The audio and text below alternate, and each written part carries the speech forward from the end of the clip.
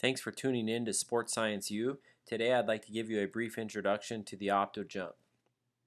Before I begin, I just want to send a special thanks to the Microgate Company and OptoJump Next, as well as Bigger, Faster, Stronger.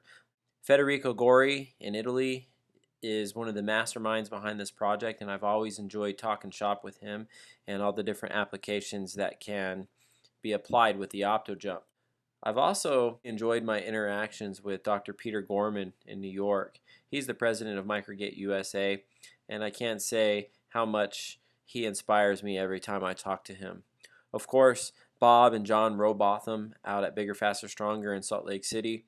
They may not know it, but I was a Bigger, Faster, Stronger athlete when I was a kid, and I truly owe my work ethic to what I learned in that program during my coming years.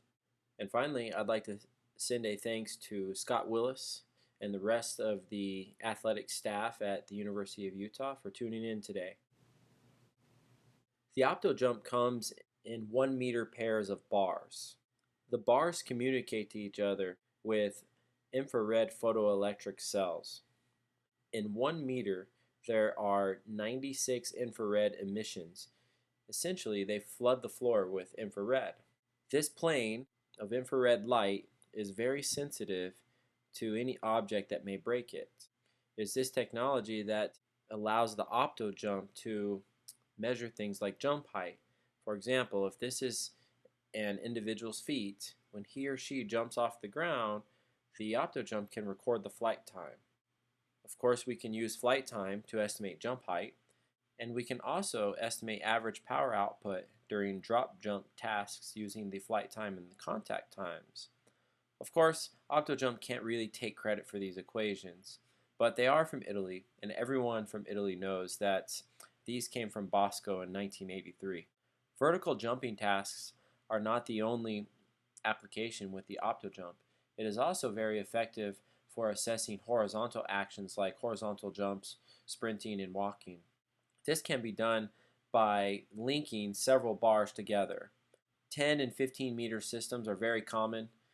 20 meter systems, as well as systems that go up to 100 meters or more, are not unheard of. Of course, I wouldn't recommend anything if it wasn't validated in the research. Several studies have used the OptoJump to assess vertical jump, hopping, reaction time, even leg spring stiffness. The OptoJump has also been used for sprinting and gait tasks. This device is so easy to use that it is quickly rising in the research. In fact, I did a quick search on Google Scholar and I found over 50 OptoJump studies that have been released in 2014. One reason why the popularity of the OptoJump might be growing so rapidly is because of the user-friendly software. Of course, this software comes with several built-in protocols that are pre-packaged and ready to go, but one thing I love about it is that I can create any testing protocol I'd like. Let me give you an example of two of my favorite. I love using the triple broad jump for a general assessment of lower body power, but it is also a very valuable tool for monitoring the athletes on a daily basis. For example, if on any given day an athlete lands within his or her average, then we might just follow the normal training program. But if that athlete lands above average or sets a PR, this might be a unique opportunity to take advantage of the training to potentially push that athlete further to set other PRs in other areas. But if the athlete is below average today, maybe we want to pull back on the training program and do something different.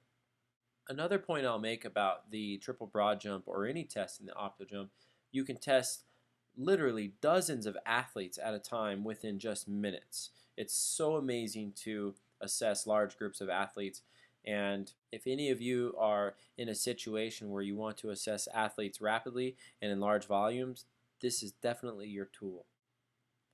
I also use the single leg broad jump for return to play assessments. Of course, this isn't new. Several athletic trainers and sports medicine specialists have been using the single leg hop series for a number of years now. Typically, if an individual does not jump as far on the injured leg as the uninvolved leg, they will not clear the athlete to play. However, there are situations when the individual will jump just as far on the injured leg as the uninvolved leg. In these situations, sports medicine professionals typically clear the athlete to play. But in my experience, I've observed that the athletes have found some way to compensate to get the same distance. With my naked eye, I can see that something's wrong with the jumping. I simply can't understand what it is. The OptoJump also gives us contact times, and in these situations, I've often observed that the athletes' contact times on the uninvolved limb are faster than the involved limb. These are just two custom assessments that I've created with the OptoJump software. But you've heard enough from me. If you want to know more about the OptoJump, I'd recommend that you get in touch with them, listen in, see what they have to say, and I'm certain you'll be convinced that this is a device you want. That's all I have. Thanks for tuning in to Sports Science U.